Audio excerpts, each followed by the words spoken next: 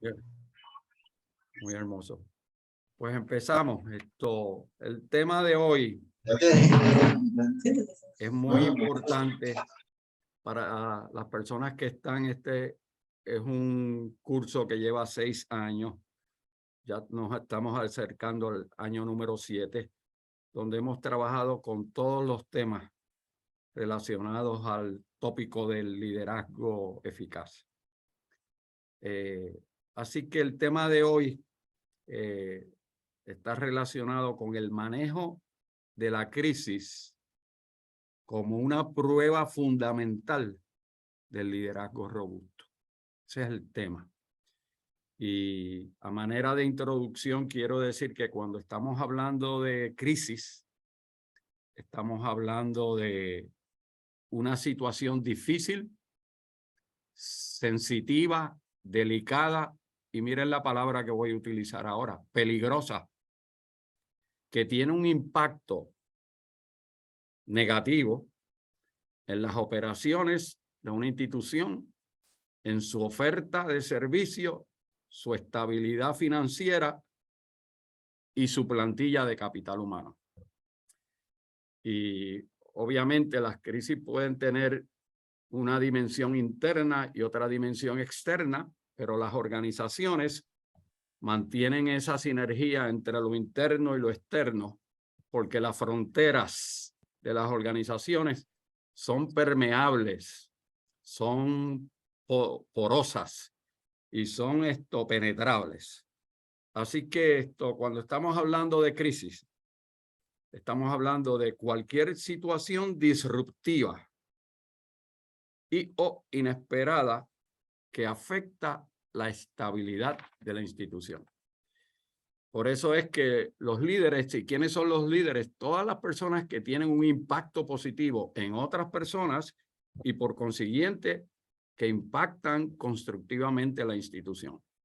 Por lo tanto, los líderes tienen que desarrollar destrezas de manejo exitoso de la crisis en momentos muy singulares, y esto va a requerir el desarrollo de las capacidades de adaptabilidad.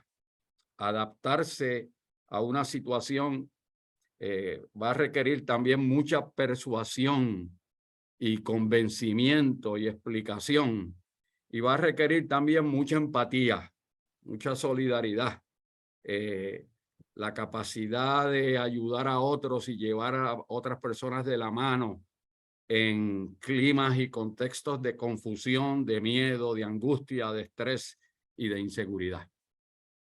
Así que en términos generales, en otras ocasiones hemos discutido que en momentos de crisis hay que prestar atención, asimilar los requisitos del momento y lo que se requiere hacer.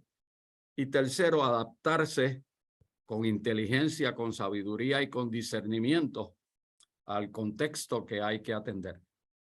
Y unos elementos importantes en ese proceso de cambio, ¿verdad? Porque es un proceso de cambio, las crisis aceleran los procesos de cambio.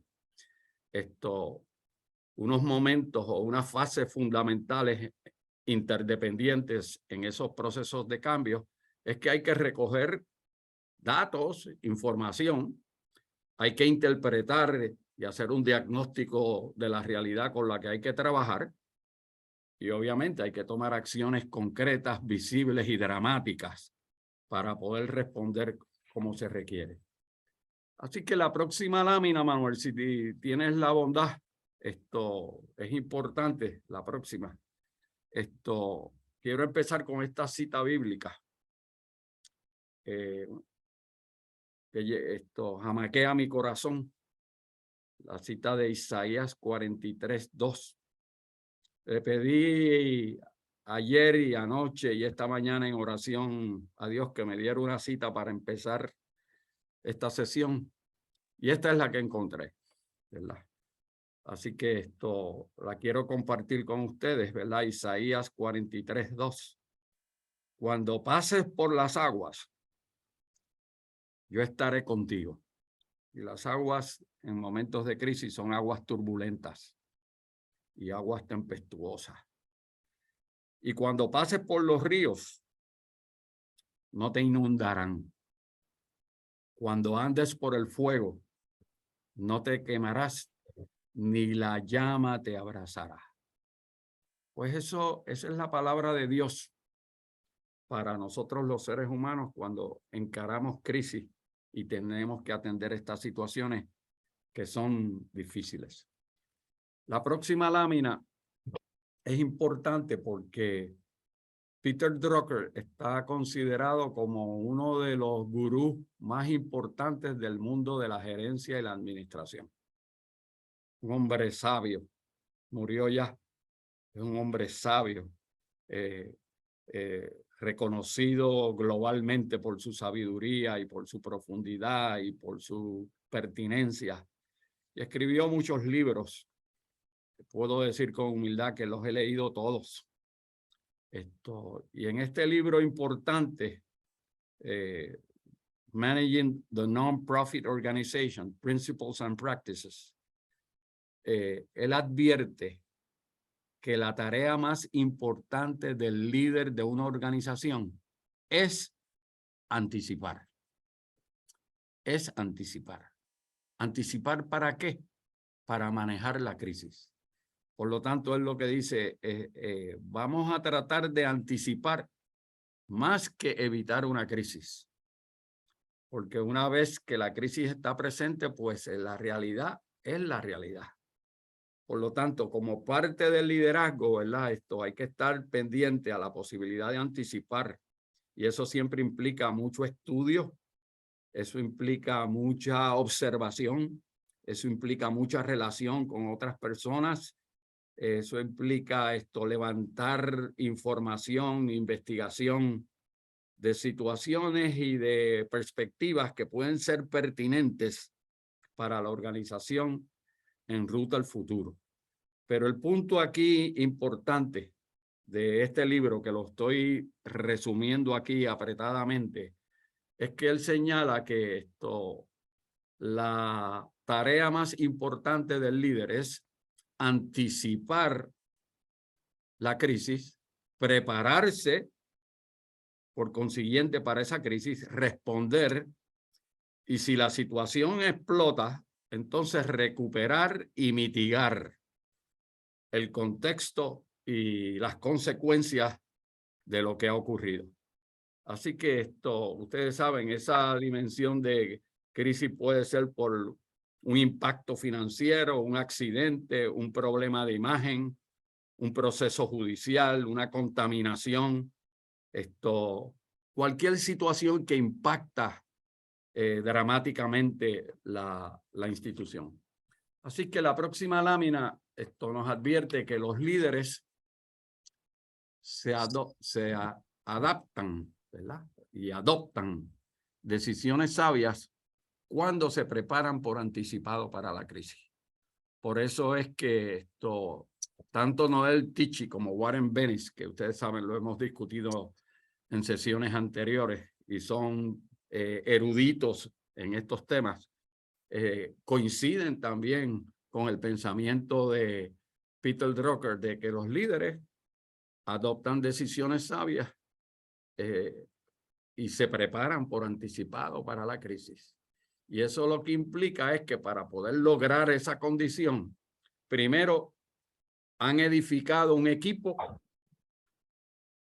alinean el equipo, desarrollan la confianza con el equipo, primero la confianza y luego la tarea que se va a hacer. Y eso es un trabajo, eso es una dinámica importante que a veces es intangible. Y las personas que no saben de esto a veces tienen dificultad de reconocer el valor grandísimo de la importancia de edificar el equipo, alinearlos en la dirección que se quiere trabajar y cultivar la confianza para que se pueda dar la milla extra en el trabajo que hay que realizar. Y segundo, ¿verdad? Y estoy resumiendo las elaboraciones del libro que está a mano derecha. Segundo, los líderes tienen puntos claros de enseñanza, de conocimientos y experiencias que compartir. Por eso es que el equipo es importante, porque ustedes saben en la teoría de equipos de trabajo, si la institución quiere ir bien lejos, tiene que edificar y trabajar con los equipos. Si quiere actuar rápidamente, pues quizás una persona lo puede hacer. Pero si la jornada es de largo plazo, es importante edificar, alinear el equipo sobre plataformas de confianza, de dignidad y de respeto. Y entonces compartir en el seno de los equipos las enseñanzas, los conocimientos, los peritajes y las experiencias de distintas personas que cuando se alinean, multiplican exponencialmente la sabiduría que se necesita para poder responder. Así que cuando la crisis llega, ¿verdad? Cuando la crisis llega, los líderes eficaces responden pronto. Y la prontitud es un elemento importante dentro de las circunstancias y dentro de lo que la realidad permite.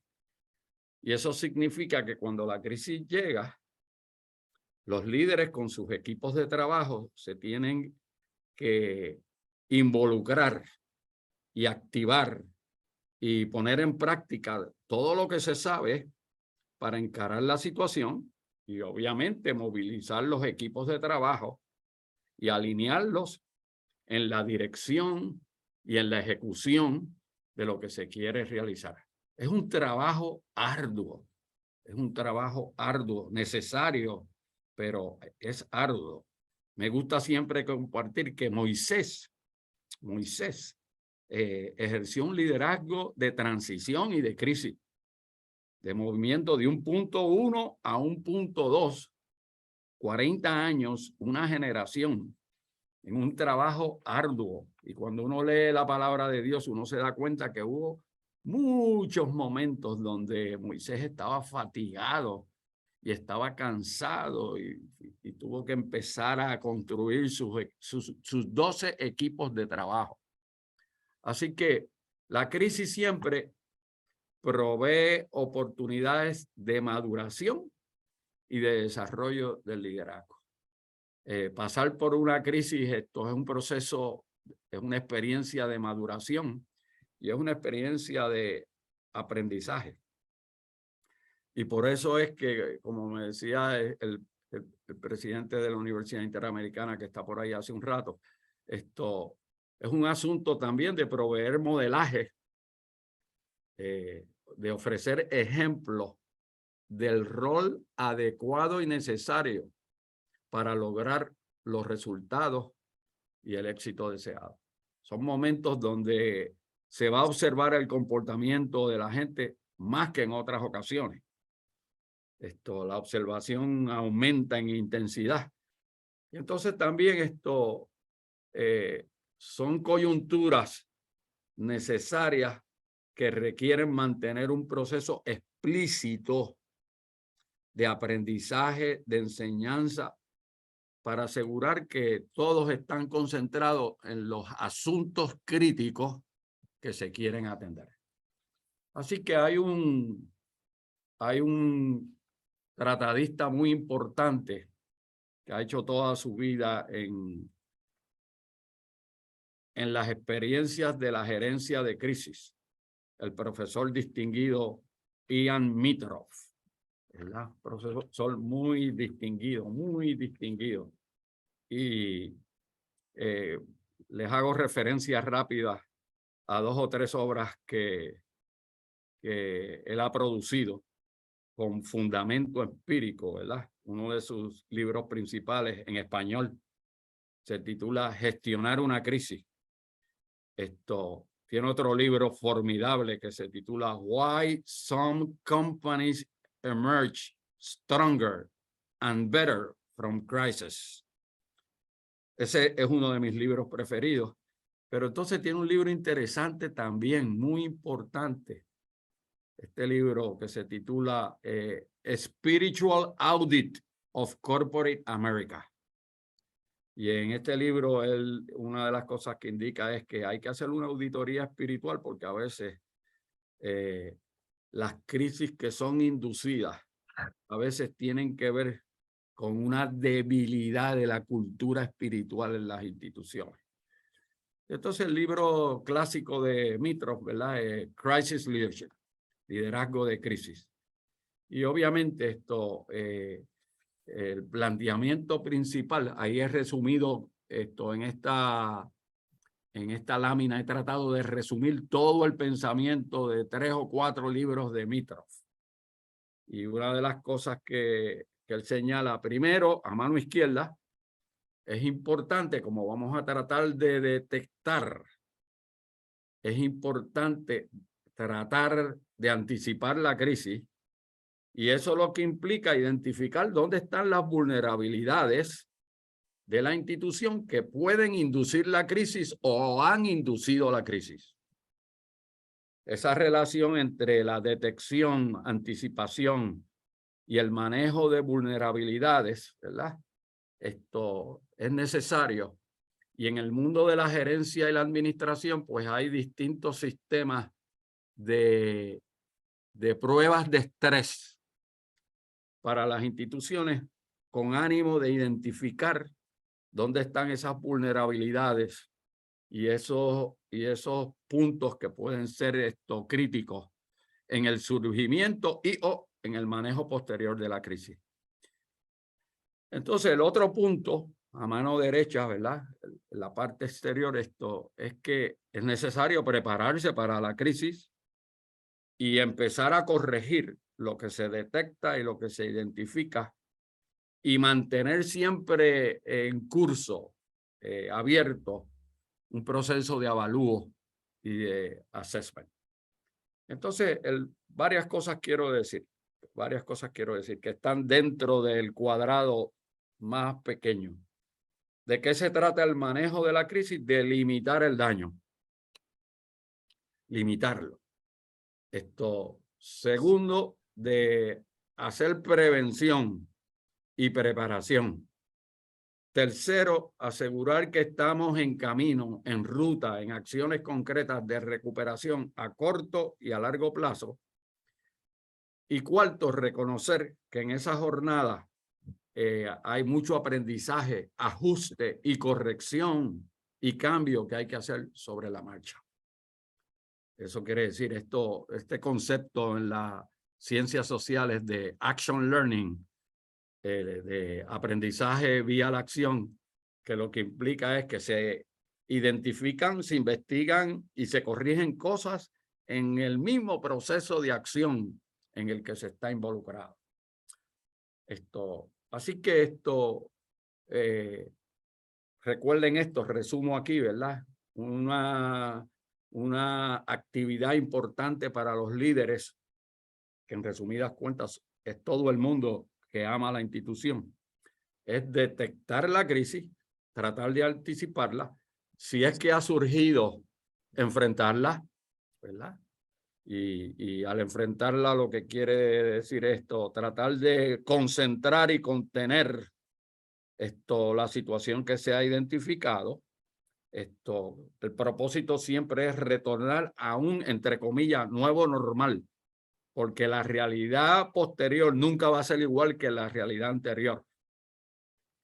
Y en cierto sentido, a mano derecha, el protocolo está muy sintetizado ahí de los libros que acabo de mencionar. El protocolo es que hay que analizar los riesgos, hay que hacer análisis de riesgo, hay que consultar expertos de distintas materias y distintas disciplinas, asegurar que se cristaliza un procedimiento de respuesta, un protocolo de activación para hacer las cosas correctas, una estrategia de comunicación interna y externa, y primero interna y después externa, y ciertos contactos de emergencia, y finalmente estar siempre en una evaluación constante de la realidad post-crisis. Así que, en resumen, la próxima lámina lo que podemos decir es que, en resumen, los fundamentos para manejar la unidad de propósito en un proceso de crisis, que es importante porque la crisis a veces fragmenta la unidad de propósito. Y una responsabilidad del liderazgo es asegurar de que retomamos la unidad de propósito. Y ese es un trabajo psicosocial, es un trabajo también espiritual, es un trabajo también mental. Esto es fundamental, manejar la unidad de propósito, porque en un momento de crisis se jamaquea esa unidad de propósito, y eso siempre implica el manejo de la calidad de las relaciones y de las interacciones entre los seres humanos. Eso es muy importante, muy importante. Un componente, hay algunas investigaciones que van a decir 65, 70% del manejo de la crisis tiene que ver con el proceso mediante el cual se mantienen o se recupera la calidad de las relaciones y de las interacciones en el escenario de trabajo. Y entonces algunas recomendaciones así para mantener esa unidad de propósito. Esto es que hay que asegurar que se encara la crisis en tiempo real y con efectividad. Segundo, que hay movilización, alineación, involucración de una red de líderes adecuados con ánimo de activar el peritaje y la energía emocional que requiere el momento, y finalmente concentrar en desarrollar a los líderes involucrados en tiempo real. Porque esto, lo que quiero decir aquí es que cuando emerge una crisis institucional, algunas investigaciones lo que dicen es de 35 a 40% un trabajo adicional a lo que se está acostumbrado a realizar. Por consiguiente, es un trabajo duro. Así que la próxima lámina comparte con ustedes que en la crisis lo menos que se cuenta es con el tiempo. Y es lo más que se necesita.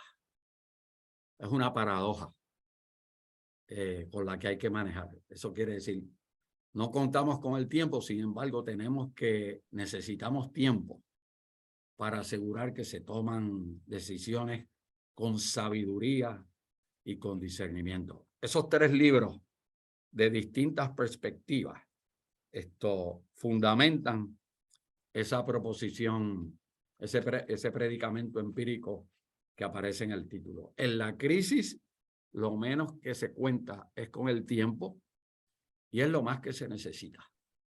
Y esos 3 libros son importantes. Ahí quiero decir que la fundadora y presidenta de la Girl Scouts, Frances Hesselbein, que a su vez es la presidenta de la Fundación Peter Drucker. Escribió este libro importante que se titula Be, No, Do. Be, No, Do, como estrategias de liderazgo, particularmente en tiempos de crisis. Y ese libro, Be, No, Do, lo han utilizado los distintos sectores institucionales, incluyendo las Fuerzas Armadas, en estos tiempos, porque está lleno de sabiduría. El Be, No, Do. Y una de las cosas de ese libro, Be, No, Do, es que se reconoce que en la crisis lo menos que se cuenta es con el tiempo, pero es lo más que se necesita, porque las decisiones que se vayan a tomar necesitan estar fundamentadas en conocimiento y en sabiduría. La impetuosidad puede ser peligrosa, ¿verdad? Porque a veces puede ser que se tomen decisiones que no son las más adecuadas. Así que una síntesis de estrategias y de prácticas y procesos para encarar crisis como una responsabilidad del liderazgo auténtico y con sabiduría es que, con la mano izquierda, número 1, hay que ponderar con rapidez los posibles impactos institucionales. Hay que ponderarlos. Por eso es que es un trabajo de acción concertada de muchas mentes. Imposible hacer este trabajo con una sola persona. Es un trabajo siempre colectivizado, de una sabiduría expandida, porque hay que ponderar con rapidez los impactos organizacionales que la crisis ha producido. Segundo, hay que diseñar cursos de acción. Esos cursos de acción tienen que estar fundamentados en la información y en el conocimiento. Tercero, todo lo que se haga debe tener como norte el deseo de reducir riesgos e impactos negativos para la institución. Y en cuarto lugar, hay que ejecutar con el menor de los riesgos posibles. Así que a mano derecha hay como una especie de psicología social de las organizaciones que están trabajando con la crisis y donde hay líderes impulsando el manejo adecuado y sabio de estos procesos. Primero, hay que tener pasión, amor y energía para hacer las cosas bien, eficiente y rápidamente, ¿verdad? Así que es un proceso de mucho compromiso. Hay que encarar la situación que requiere cambio y asegurar que se empieza a preparar el ambiente para la transformación necesaria que toda crisis va a requerir. También hay que inducir la cultura del trabajo en equipo y asegurar que hay unidad de propósito, porque si no se trabaja en la unidad de propósito, lo que hace la situación de crisis es que fragmenta la composición de grupos y de equipos de trabajo. Por lo tanto, el liderazgo de crisis siempre, por definición, es un liderazgo de integración a través de la unidad de propósito que se quiere inducir. Y eso significa también actuar con la mayor rapidez posible. Y miren esto, y mantener las cosas simples. Porque una de las razones por las cuales se ha establecido que a veces no se logra el movimiento necesario es porque no se entiende bien lo que se está tratando de hacer. Por lo tanto, ante la complejidad que activan las crisis, una estrategia del liderazgo colectivizado es la simplificación de los procesos. Acuérdense, en otras ocasiones hemos hablado de la máxima de Alberto Einstein, ¿verdad? Ciencia es todo acto de simplificación. Pues aquí lo que estamos diciendo, todo manejo de crisis, que es una condición de mucha complejidad, requiere de un esfuerzo mayúsculo de simplificación. Así que hay que atender los clientes o los públicos internos, los constituyentes internos y los externos. Y hay una relación ahí, una sinergia entre esos dos grupos, pero todo el estado del arte del manejo de la crisis, y hay consenso absoluto, que se empieza manejando a los constituyentes internos primero, y luego a los externos, porque es fundamental en tiempos de crisis cultivar la solidaridad. Cuando uno ve la vida de Moisés y este libro de Aaron Wildowski, ¿verdad? Aaron Wildowski, Moses, the Leader, uno se da cuenta que gran parte del trabajo que hizo Moisés por 40 años de Egipto hacia la tierra prometida, gran parte de ese trabajo, de hecho la mayor parte de ese trabajo, era buscando la alineación de propósitos del pueblo, obviamente orientado por la dirección de Dios. Pero el trabajo arduo era como mantenía esa unidad que constantemente como que estaba amenazada por la fragmentación. Así que la próxima lámina lo que nos dice es todo se relaciona con el ejercicio del discernimiento para manejar la crisis. Y acuérdense las epistemologías que hemos hablado en otras sesiones, no las voy a resumir aquí, pero acuérdense que hablamos de levantar datos, producir información, generar conocimientos. Los conocimientos aplicados producen sabiduría, pero el nivel superior de epistemología, de conocimiento, de lo que tenemos que manejar para encarar la situación, es el discernimiento. Y con bondad y con generosidad y con humildad les digo, la única manera de encontrar el discernimiento es buscando el rostro y la voluntad de Dios y tener la disciplina y el compromiso de salir a hacerla. Por eso es que en tiempos de crisis hay que fortalecer la fe, y hay que fortalecer la oración, porque necesitamos una sabiduría mayor, ulterior, que requiere discernimiento, y eso se lo tenemos que pedir a Dios. Así que todo se relaciona con el ejercicio del discernimiento para manejar la crisis, y eso implica que se adopta la responsabilidad mayúscula de responder a una situación difícil, interpretar y explicar esa situación. Hay que interpretarla y explicarla constantemente. Y además, hay que asegurar que se cuenta con los hechos empíricos, ¿verdad? Y que se presentan esos hechos empíricos al manejar las dinámicas políticas, sociales y personales, y a veces de conflicto, de presión y de tensión que producen esas crisis. Por eso es que en la oración, para los líderes que quieren manejar la crisis, en la oración siempre, con fe, con devoción, hay que pedirle a Dios que nos dé paz. Tráenos la paz en medio de esta situación. Así que hay que evitar el error de la perspectiva, ¿verdad? Y el error de la perspectiva es que estamos mirando la cosa desde un ángulo que no es. Eso es lo que es el error de la perspectiva. Estamos mirando la situación desde una perspectiva que no es la que debemos mirar. Y entonces la pregunta siempre, entonces, ¿cuál es la perspectiva?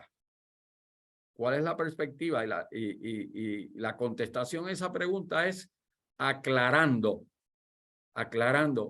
constantemente, diría Deming, constantemente aclarando cuál es la misión ulterior que queremos cumplir en este proceso de manejo de crisis. Y por eso es que todos los investigadores constantemente lo que van a recomendar y a sugerir, cuando tengamos alguna dificultad o estemos presentes en algunos momentos singulares de adversidad, retornemos a repasar la misión ulterior con la que queremos cumplir.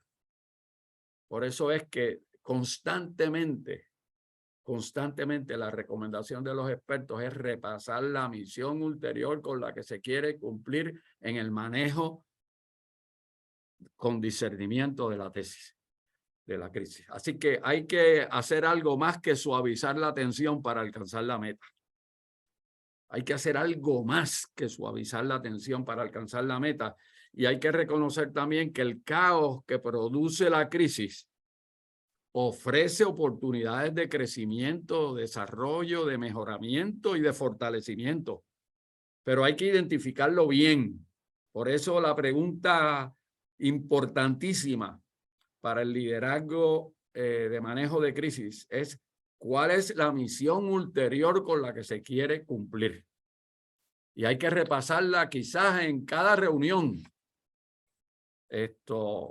Porque hay que prevenir los errores, la próxima lámina, hay que prevenir los errores con la gente y con las estrategias.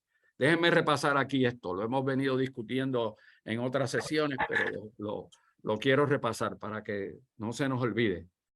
¿Qué hacen los líderes? Los líderes manejan gente, manejan crisis y producen estrategias.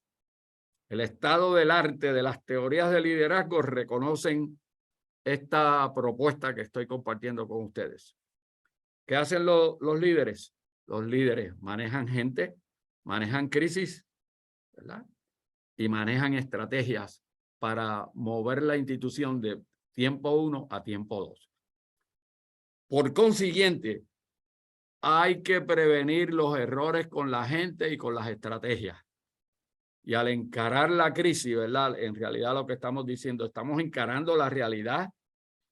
Es importante crear las condiciones para que los constituyentes acepten el cambio. Hay que adoptar decisiones, crear y fortalecer los equipos de trabajo. Si no existen, hay que crearlos. Pero si existen, hay que fortalecerlos. Y hay que adiestrar y educar para ejecutar en un ambiente constante de crisis. Y en la medida en que eso se hace, es un esfuerzo dramático, se va cultivando, se va desarrollando un equipo inteligente, sabio y solidario. Y eso es una jornada, es un proceso que hay que tener presente y activar todos los días. Así que decimos esto con un ánimo educativo. Las crisis son momentos de peligro. Peligro, peligro, peligro. Y el peligro siempre requiere mucha atención. Mucha atención. Uno está en una situación de peligro, hay que concentrar y focalizar. Y hay que llenarse también de paz. Mientras mayor es el peligro, mayor es la paz y la parsimonia que hay que cultivar para atender la intensidad de la situación. Por lo tanto, la literatura del liderazgo de manejo de crisis enfatiza, ratifica, remacha y confirma que las crisis son momentos de peligro. Por consiguiente, hay que tener mucho cuidado con las decisiones a adoptar. ¿Sobre qué? Sobre gente, sobre la crisis misma, las estrategias que se van a desarrollar. Y muy importante también, atender y concentrar en los puntos ciegos y ocultos. Esto lo que quiere decir, son puntos que no se veían anteriormente y que hay que mirarlos con ánimo de corregirlos y repararlos. Son los puntos ciegos ocultos. En este caso estoy haciendo referencia a las instituciones, a las organizaciones. Los seres humanos también las tenemos. Eso es lo que decía David cuando decía, examíname, Jehová, examíname. Los seres humanos los tenemos. Pero aquí estoy haciendo referencia a los puntos ciegos y ocultos que hay en las instituciones, que la crisis es una oportunidad para identificarlos, corregirlos y fortalecer la institución. Y por consiguiente, estar muy atentos a los aprendizajes que se producen. Por eso a veces me gusta recomendarle a los líderes que están dirigiendo esos procesos que lleven su diario de todo lo que ha acontecido a través del tiempo en el manejo de la crisis, porque ahí hay unos grandes aprendizajes para la institución y para el mundo de la sabiduría. Así que algunos asuntos medulares del liderazgo en el aspecto personal, en la dimensión personal, en la dimensión del ser. Primero, hay que mantener la focalización en la realidad. Concentra en la realidad.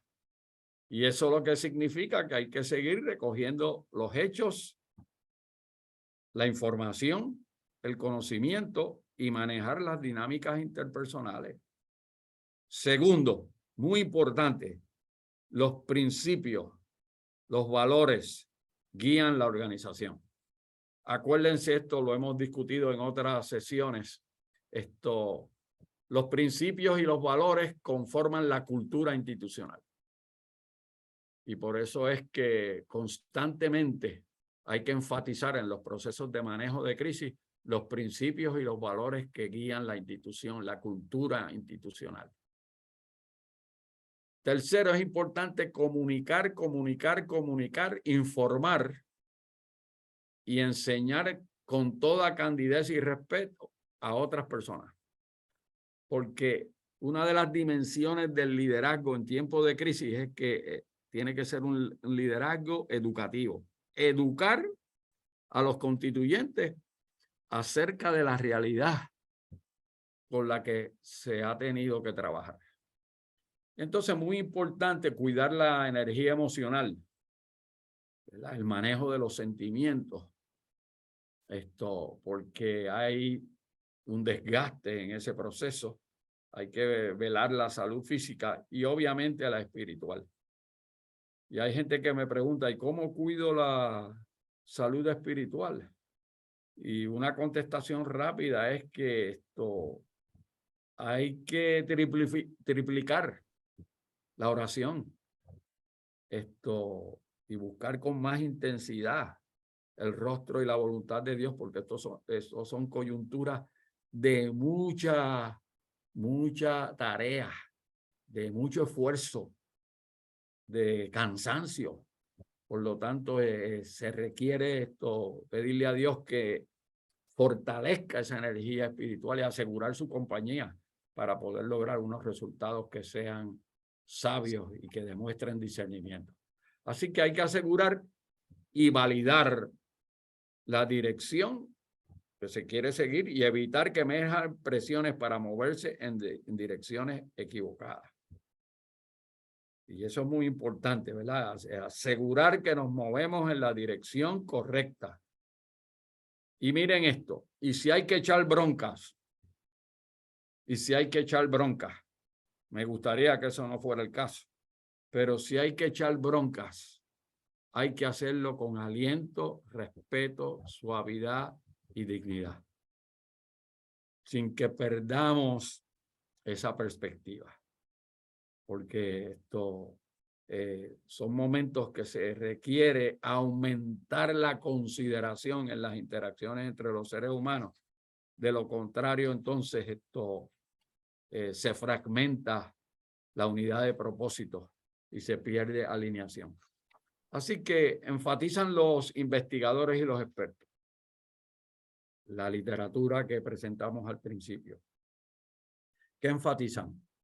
Para el manejo adecuado de una condición de crisis, hay que cuidar la energía emocional y la energía espiritual. Esa es la mayor parte del cansancio emocional y espiritual. Por lo tanto, hay que atenderlo, hay que fortalecerlo.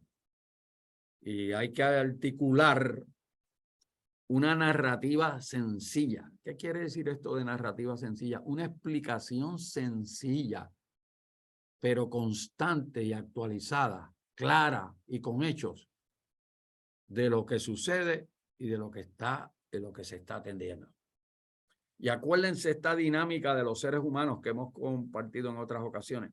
Los seres humanos siempre vamos a tener más deseo de información y comunicación que la que recibimos. Eso es un predicamento de la psicología, ¿verdad? George Simmel. La obra se titula Conflict. George Simmel, un filósofo de la teoría del conocimiento humano y de la comunicación humana. Y el predicamento de Simmel con fundamento es que los seres humanos siempre, pero particularmente en una condición de crisis, siempre van a requerir y a desear más información y comunicación que la que estén recibiendo. A mí me gustaba siempre decirle a mis estudiantes, los seres humanos son consumidores apetitosos de datos, información y conocimiento. Y si no está accesible, entonces lamentablemente se estimulan juegos de producir explicaciones que a veces no tienen fundamento. Así que hay que articular una narrativa sencilla de los hechos que explican lo que sucede y lo que se está atendiendo y cómo se alinea la unidad de propósito, particularmente en el capital humano en el interior de la institución. Y como hemos dicho en otras ocasiones, esto puede ser una coyuntura buena para fortalecer la ventaja competitiva de la institución. La ventaja competitiva es un buen término, no lo cojan en su sentido negativo, es un buen término. Ventaja competitiva lo que quiere decir qué cosas nosotros hacemos bien y mejor que cualquier otra institución. Pues esas son las cosas que hay que fortalecer. Y como hemos dicho en otras sesiones, los líderes eficaces necesitan desarrollar una perspectiva enseñable. La próxima lámina, ¿verdad? Una perspectiva enseñable. He llevado una vida entera tratando de explicarle a mis estudiantes este concepto, este término. Los líderes se hacen enseñables. Vuelvo a repetirlo porque es una necesidad de este tiempo en todas las instituciones. Los líderes se dejan enseñar. Si no se dejaran enseñar, se habrán hecho presos de la arrogancia. Y la arrogancia va de la mano con la terquedad y con la rigidez y con la dificultad de leer situaciones. Así que Noel Tichy es uno de los padres de la teoría de enseñabilidad. Es una palabra nueva construida, teachable, ¿verdad? Los líderes se dejan enseñar. Los líderes permiten que le hablen con verdad, ¿verdad? Acuérdense el libro que discutimos en unas clases anteriores de Aaron Wildowski, el libro Speaking Truth to Power, ¿verdad? Los líderes eficaces siempre fomentan el que le puedan hablar con verdad. Se hacen enseñables, se dejan enseñar, están prestos para aprender. Y eso requiere que se exponen a nuevas ideas. Se exponen a nuevas ideas. No rechazan del plano, del saque las ideas. Se exponen a nuevas ideas.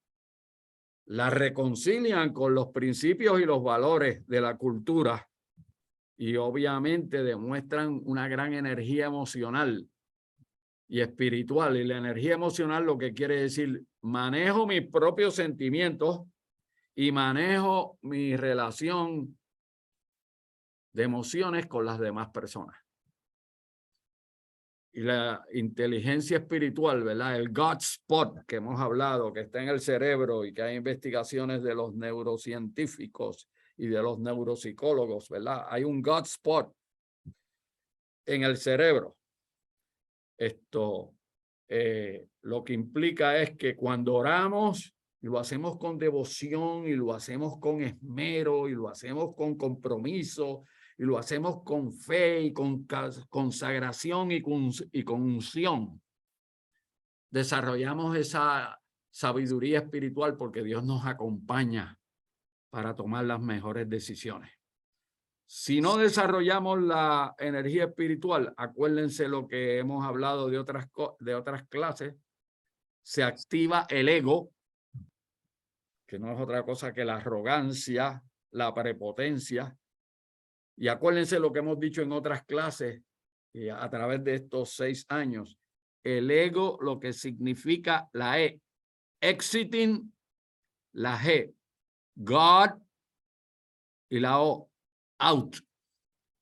Pues si uno se pone arrogante y se pone uno rígido y uno se pone impetuoso, entonces sin querer o queriendo estamos sacando a Dios de este proceso y por consiguiente estamos debilitando nuestra energía espiritual. Y por eso a veces es posible uno observar y darse cuenta, fulano o fulana son personas muy inteligentes, pero se ve que no tienen energía espiritual.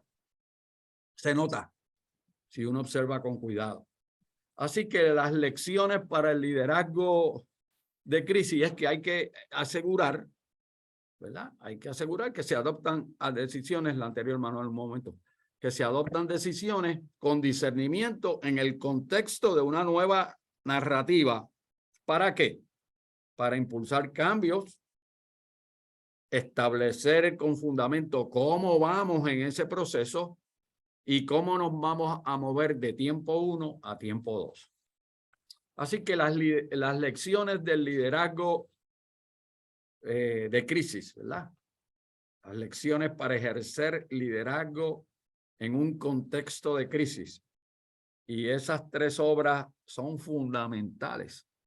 Son 3 obras profundas del manejo de crisis en contextos de verdadera crisis. Resumidas aquí, esos 3 libros en estos 7 predicamentos. Lo que nos enseñan esas obras en materia de cómo manejar la crisis. Esto es lo siguiente. Primero, hay que encarar la realidad. Y miren esto. Y uno tiene que encararse a uno mismo. Porque la crisis va a poner a prueba la esencia de la identidad del ser. Y se va a notar. Y entonces, si uno lo sabe por anticipado, decía Drucker, si uno lo sabe por anticipado, y si lo que queremos es evitar la crisis, pues entonces uno ya sabe cómo me tengo en el plano personal que manejar. Porque esto va a poner a prueba la proyección externa de cómo me manejo en el plano interno.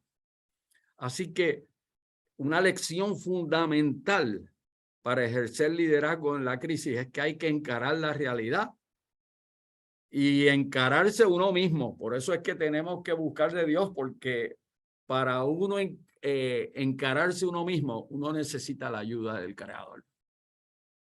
Porque sería entonces un proceso demasiado solitario. Y esa es la belleza de los cristianos, que no caminamos solos, caminamos de la mano de Dios. Y eso nos da seguridad y nos da plomo aún en los momentos más difíciles de la vida. Segundo, muy importante en los momentos de crisis, hay que superar el complejo de Atlas. Es un síndrome que está por ahí. El complejo de Atlas,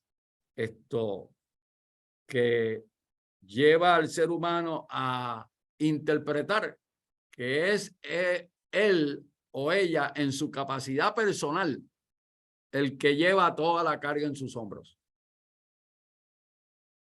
Y esa idea lo que hace es desgastar el liderazgo. Por eso es que es menester crear, edificar y trabajar con los equipos de trabajo, porque es un trabajo enorme y que hay que compartirlo con la gente comprometida con una condición mejor. Pero ese es un síndrome muy importante que está en la mayoría de las organizaciones, ¿verdad? Y hay que superarlo. En tercer lugar, hay que escarbar para encontrar la raíz de los problemas. Porque una crisis es una oportunidad para ir a la raíz de los problemas, ¿verdad? Y por consiguiente, evocar acción correctiva. Esa es la filosofía de calidad. Ves a la raíz de los problemas y evoca acción correctiva, ¿verdad? Y desarrolla un proceso de acción correctiva. Hay que estar preparado también, y esto me gusta decirlo, porque en la sociedad breve, en la sociedad liviana, en la sociedad inmediata, la gente quiere todo esto instantáneamente. Pero cuando estamos hablando de una crisis mayor, hay que estar preparado para una jornada larga. Y eso es importante enfatizarlo. Por eso es que me gusta el liderazgo de Moisés, porque Moisés sabía que estaba dirigiendo una jornada larga. Y en ese proceso hay que prepararse, ¿verdad?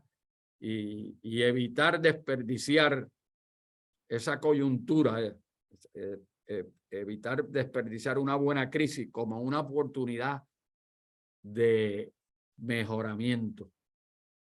Y también, muy importante, hay que reconocer en un momento de crisis, muy importante reconocer que los líderes y sus equipos están en la picota pública. Eso quiere decir, están a la luz de todos los que están observando. Y eso es importante reconocerlo para asegurar de que se encuentra y se sigue un norte verdadero. porque en momentos de crisis hay una observación mayor. De hecho, hay algunas investigaciones que dicen que se duplica la concentración en los líderes que están manejando esos procesos y por consiguiente es importante moverse a la ofensiva. Eso quiere decir a la delantera, en la avanzada, en la medida en que se pueda y concentrar en ganar el resultado. ¿De qué se trata? Queremos ganar al lograr los resultados correctos y adecuados para las instituciones. Por lo tanto, lo que queremos enfatizar, las crisis son momentos de definición para los líderes. Ese libro de Alter, de Jonathan Alter, eso es lo que enfatiza, ¿verdad? Enfatiza fuertemente, ¿verdad? La crisis, emerge cuando la realidad choca con el camino del líder y con la jornada que lleva el líder. Ese choque, entonces produce una situación de crisis y es un asunto entonces de ejercer liderazgo para ayudar a la gente. Los líderes siempre ayudan a la gente. Es un momento para aprender de uno mismo y aprender quién realmente es uno. Por lo tanto, se requiere de mucha introspección. Casi siempre se mira a la crisis como de adentro para afuera, pero esta dimensión de la introspección lo que quiere decir de afuera para adentro, hasta llegar al corazón del líder. Así que es una instancia de gran presión y se prueba, ¿verdad? En esa gestión, en esa experiencia, en ese proceso, si estamos dispuestos a seguir el verdadero norte.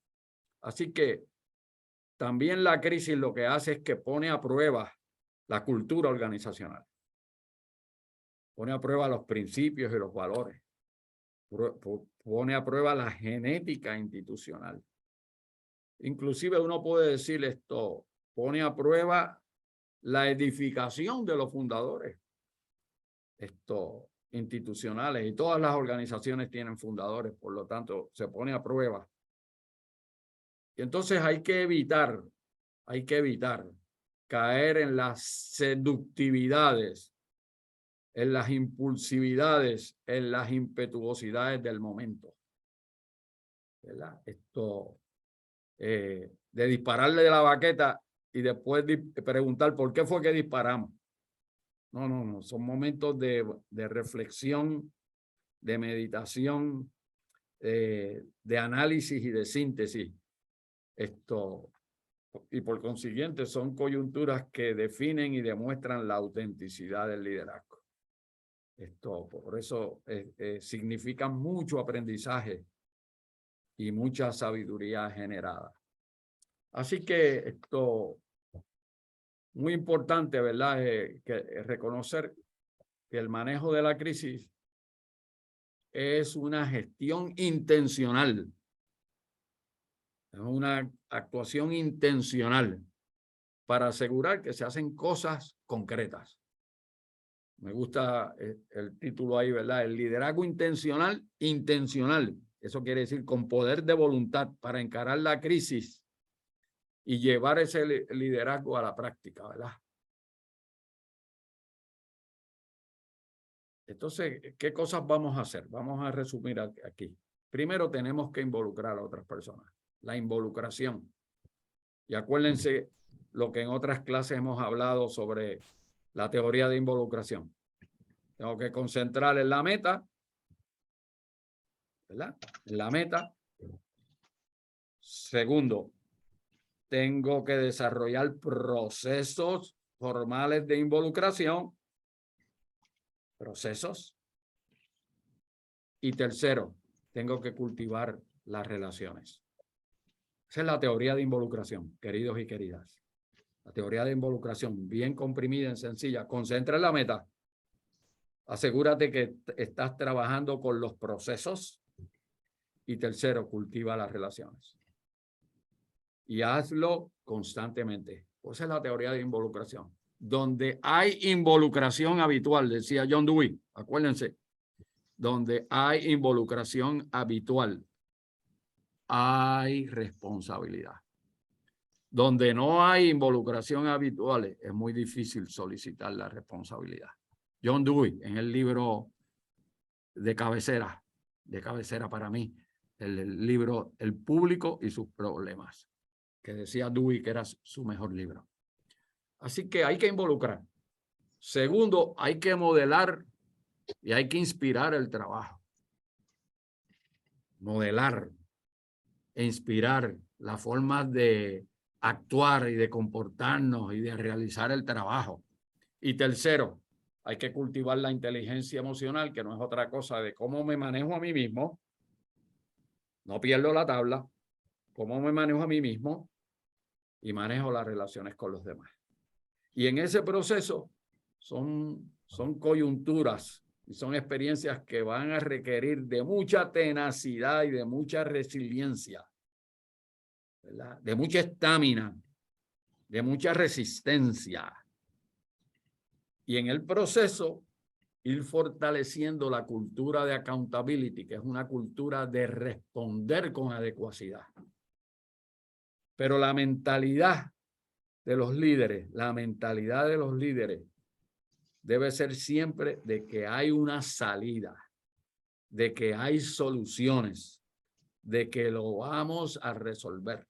Acuérdense que en otras clases hemos hablado de que un flujo importante para el liderazgo efectivo, adecuado, es cómo se mueve del pensamiento concentrado en problemas al pensamiento concentrado en soluciones. Porque la coyuntura de crisis requiere solución visible, dramática y lo más rápidamente posible. Pero el modelo mental del líder que maneja crisis es que siempre hay una salida. Y por eso siempre se quiere concentrar en que las actuaciones, las soluciones que se presenten, las modificaciones, las correcciones que se desarrollen, sean una contribución de real valor añadido a la institución. Y aquí esta expresión abajo me gusta mucho para que sea una voz de alerta. Lo ordinario es veneno. Lo extraordinario es el antídoto para manejar una crisis. Lo ordinario, seguir haciendo las cosas como de costumbre, es lo ordinario y sería un veneno en una coyuntura de crisis dramática. Y lo extraordinario son las cosas nuevas, noveles, que implantamos con ánimo de encarar la situación. Por lo tanto, queridos y queridas, hay que prevenir o evitar la crisis. Acuérdense, sigo con el pensamiento de Drucker al principio. Sigo con el pensamiento de Peter Drucker al principio. Líderes, en la medida de lo posible, traten de anticipar la crisis. Y si no es del todo posible, entonces salgan a evitarla o a corregirla. Pero es importante aquí, quiero enfatizar esto, queridos y queridas. Es importante aquí superar el coraje y los miedos de la situación, que a los seres humanos con mucha frecuencia el coraje y los miedos lo llevan a compensar con más agresividad el comportamiento y por consiguiente con más equivocaciones y errores. Por lo tanto, un predicamento aquí importante, que el coraje y los miedos que conducen a la sobreagresividad no maten el corazón, ni tampoco asesinen la esperanza y el optimismo que tiene que surgir, fortalecerse en el clima que es necesario para salir a movernos de tiempo 1 a tiempo 2. En todo el país, en estos tiempos es importante fortalecer el corazón, la esperanza y el optimismo para asegurar que se logre el trabajo. Así que un mensaje importante, esto que quiero ahí compartir con ustedes. Un mensaje importante, con ánimo de ir comprimiendo las cosas que estamos diciendo. Los líderes auténticos reconocen que el corazón de los seres humanos siempre necesita esperanzas para poder seguir hacia adelante. Eso es un fundamento empírico, es un fundamento humano, es un fundamento universal, es un fundamento intergeneracional. Los líderes auténticos reconocen que el corazón humano necesita de la esperanza para poder continuar y seguir hacia adelante. De hecho, en el liderazgo de transición de Moisés continuamente, yo tengo los pasajes totalmente identificados, los pasajes de Moisés identificando, enfatizando que la esperanza del pueblo estaba en Dios. Y en la medida en que la esperanza del pueblo estaba en Dios, podían seguir caminando hacia adelante. Segundo, un mensaje importante, muy importante, es que hay que actuar con pasión. La palabra que me gusta es con amor y con intencionalidad. Las cosas deben pasar el filtro de lo que es el amor. Es importante también que se reconozca que las crisis son oportunidades para demostrar convicciones, optimismo y el deseo concreto de solucionar la situación. Y para hacer eso, que es lo que quiero enfatizar aquí, ¿verdad? Para hacer eso es importante concentrar en el corazón de otras personas. Uno se tiene que ganar el corazón del equipo que va a acompañar a uno en esos procesos, porque el trabajo va a ser algo, ¿verdad? Es la jornada de los miembros del equipo que van logrando esto. Y aquí algunas reflexiones que me han pedido algunas personas, de hecho, desde esta mañana por texto. Tengo aquí uno hermoso de una persona que está ahí conectada. Así que y quiero decir aquí lo voy a enfatizar, lo quiero enfatizar porque esto ha sido una bendición esta mañana, porque aquí tenemos conectado con nosotros a la hermana Ruth Margarita, esta misionera que estuvo 35 años. Ustedes saben lo que es una generación. 35 años en la selva amazónica de Nauta, Perú. ¿Ustedes saben lo que es eso? Cuando yo veo esta hermana, les quiero decir esto. Todas las veces que he interactuado, como que hay una fuerza espiritual que me hace bajar la cabeza. Porque eso es un liderazgo de una generación. Es un liderazgo de servicio. Es un liderazgo de ayuda. Es un liderazgo de transformación, ¿verdad? Es un liderazgo de concentrar en el corazón de las personas con las que trabajaba. Así que Dios nos ha bendecido, a mí en el plano personal, que en esta situación, en esta coyuntura de esta mañana, esté Ruth Margarita aquí con nosotros. Y yo lo que quisiera decir es que el liderazgo de manejo de crisis siempre es una oportunidad para empezar a dejar una huella fresca. Se trata de dejar una huella fresca, ¿verdad? ¿Y qué significa eso, verdad? Esto de dejar una huella fresca. Es que nos estamos preparando para edificar una nueva realidad, que queremos dar lo mejor de nosotros mismos. Nosotros hemos recibido mucho. Por lo tanto, queremos dar lo mejor de nosotros mismos, que queremos edificar y fortalecer una relación entre los hermanos que sea significativa